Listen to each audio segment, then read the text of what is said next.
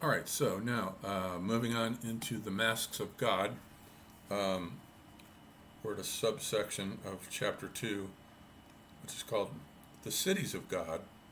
Um, and we're in subsection 4, the hieratic state, which has to do with the emergence of Egypt and the mystery of the emergence of Egypt. And here in this illustration, this is the famous Narmer's palette. Narmer is also known as Menes. And he was famous for coming up from the south, which is known as Upper Egypt, because the Nile flows from south to north.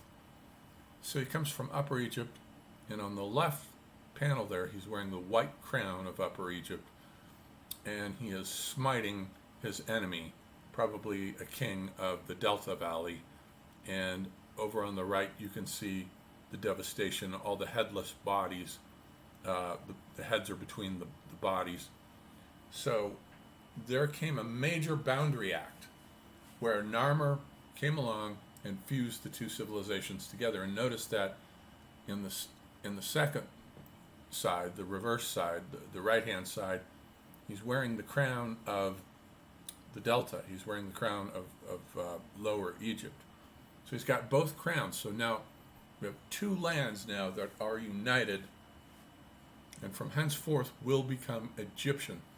Now Campbell wants to point out the sudden appearance of the Egyptian art style here. This is recognizably Egyptian, and it remains Egyptian for the next 3,000 years. Let's take a look at this pre-dynastic style here of similar palettes that don't look particularly Egyptian. They don't have an Egyptian style form to them. They're basically disorganized.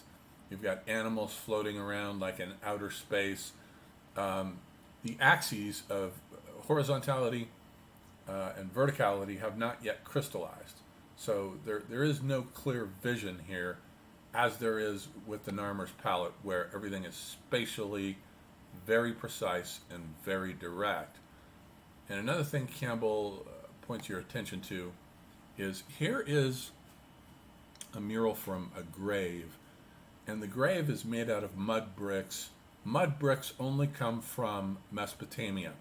The Egyptians did not use mud bricks, but they did use them for these tombs, and there are a number of motifs on this very primitive mural in this tomb that are clearly Mesopotamian.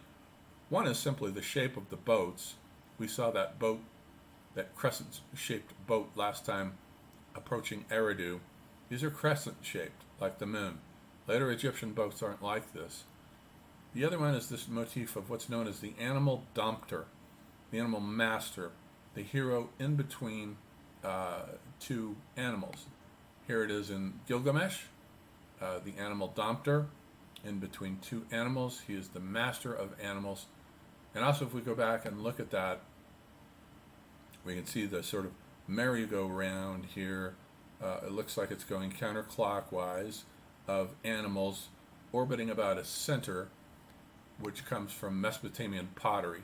This is Samarran pottery from about 6000 BC, and they're orienting about a center. In this case, they're going also counterclockwise, possibly around the pole star. And the Nazi symbol may have originated as a symbol of the pole star. I don't buy the idea that it comes from the sun. It has nothing to do with the sun. So that's all of a sudden the Egyptian art style appears suddenly out of nowhere, recognizably Egyptian. And the first thing to note is the cow goddess Hathor, whose name means house of Horus. She is holding up the heavens. She's on all four quarters, and she is associated with the sky, especially with the daytime sky, because turquoise was sacred to her, and she holds up the heavens. She is an equivalent to Maat, an early version of Maat, M-A-A-T, which will become cosmic justice, which in turn is analogous to the Chinese Tao, as we have seen, and it's also analogous to Dharma, Hathor. And then so here we have the famous smiting gesture. He's got a mace in one hand, and he is killing the king of the Delta. And in the Delta, we can see that Horus, the god here, has drawn a rope through the nose of this guy. It gives it a marsh quality here. So this is complete victory over the Delta. This guy's just a sandal bearer. He's got a pair of sandals in his hand. He just follows the king wherever he goes. And down here are some dead bodies, people he's conquered. Then over here, there's a procession, a victory procession, no doubt. Here's that same sandal bearer. And then here is the king, Narmer, wearing, instead of the white crown of Upper Egypt, now he's wearing the red crown of Lower Egypt. And that little swirl may have something to do with vegetation in the Delta. And he's led by four standards, each one bearing a different symbolical animal that is connected with a different nome. The Egyptians didn't have cities. They had what were called nomes that eventually grew into cities, but they didn't have city-states the way that the Sumerians did at this point. And then here's all the dead bodies in the Delta without heads. Their heads are between their legs. The power of Hathor has been behind the victory. And then we have a symbol of the union of two lands with this caduceus of two lions interlocking. And then down below here we have the king in his bull form. If you'll notice back here, he has a bull's tail. The king is always associated with a bull. And here he is destroying a city. He's just ramming it, which is funny in light of many, many centuries later, the Gilgamesh epic, when Inanna summons a giant bull to smash the city of Uruk. But I want to draw your attention once again to another alien Egyptian motif. This is completely alien to Egypt. And it has to do with, let's see, Samara. It's up here somewhere. Here. This is from a cylinder seal from Mesopotamia from about 3500 BC. And note the similarity of the motif here. We've got two lions with heads crossed to make a caduceus. So there has been, Egypt didn't just emerge out of a vacuum. It emerged out of trade and commerce with Mesopotamia, especially during its early Uruk period, when it was expanding trading colonies everywhere. Uruk was a very powerful state, and it had a long reach all over, down to the Indus Valley, up into the Taurus Mountains, everywhere. And so it spread its symbols everywhere it went. And, okay, so notice the burial, too, in connection with those baked bricks, is that this is an early Neolithic burial, Egyptian burial of a man. He's not mummified, but he's naturally mummified by the heat of the sands. So they throw him in the sands, and they just throw a bunch of dirt over him and his belongings. And the sand is so hot that it sort of naturally mummifies him. But with the importation of mud brick, what they were able to do was build mastabas. So they got mud brick from the Sumerians, and now you could build an earth mound, a mastaba, bury the body all the way down. Here's an x-ray of it. Here's a serdab with the statue of the Ka, and an x-ray of it going all the way down where the dead would be buried. Kind of like a beetle drilling a hole in the ground and having its own little home down there. But of course, mud brick doesn't last. It's ephemeral. And it took the Egyptians a while, probably I don't think until the third dynasty of Ur, which we'll look at when the first true pyramid comes in, the pharaoh Zoser's absolutely brilliant, amazing complex. And from then on they start building in stone, which is why we have a lot more ruins left over from Mesopotamia than we do from Egypt because of that. Okay, and then let's see.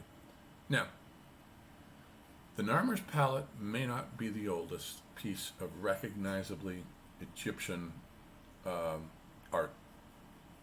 This thing here, it's a mace head. It used to be called the Narmer mace head, but the thing of the matter is that it's got a scorpion here, and a rosette, which is always associated with royalty. It is in the Egyptian style, but it looks to be a representation of the Scorpion King, who lived about 3200 BC, so about 3 centuries before Narmer. And it looks like the style here has already crystallized in connection with him. He's got the bull's tail here, and instead of a mace, he's holding a hoe, and he has a servant with a basket. So it doesn't look like a victory celebration. It looks like he's going to dig in a furrow into the earth to possibly, I don't know, found a new town, a new nome, a new city. This is 3250 BC for the Scorpion King. And so we found his tomb, and in connection with his tomb, what we find are the first Egyptian hieroglyphs. These come out of the tomb of the Scorpion King, about 3250 BC. They're bone and ivory plaques, and they are recognizably Egyptian hieroglyphs. In contrast to Mesopotamia, which a little earlier, maybe 3300, 34, or 3500, came up with writing by the priesthood to keep account of the temple donations. So it came into being for pragmatic reasons, for commerce. Egyptian hieroglyphics did not. Egyptian hieroglyphics came into being for religious reasons, for death cult regions. And so these are the oldest hieroglyphs that we know of, and they date back about 3300.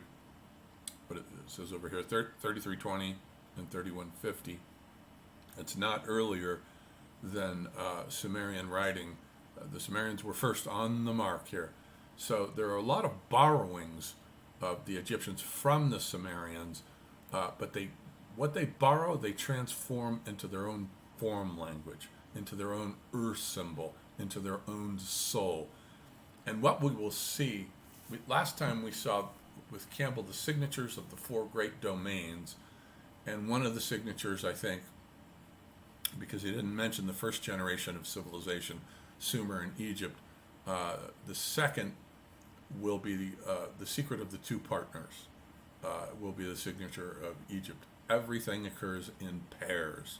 Set and Horus, Isis and Osiris, everything occurs in pairs. They even buried their, in the first dynasty, they even buried their pharaohs in 2 tombs. And we don't know which one, one at Abydos and one in the north at Giza. So there's always 2 tombs because the Ka always has to be taken into account. And that's the signature of the domain of Egypt, that doubling motif that we'll look at next time. Okay, that's it for this one.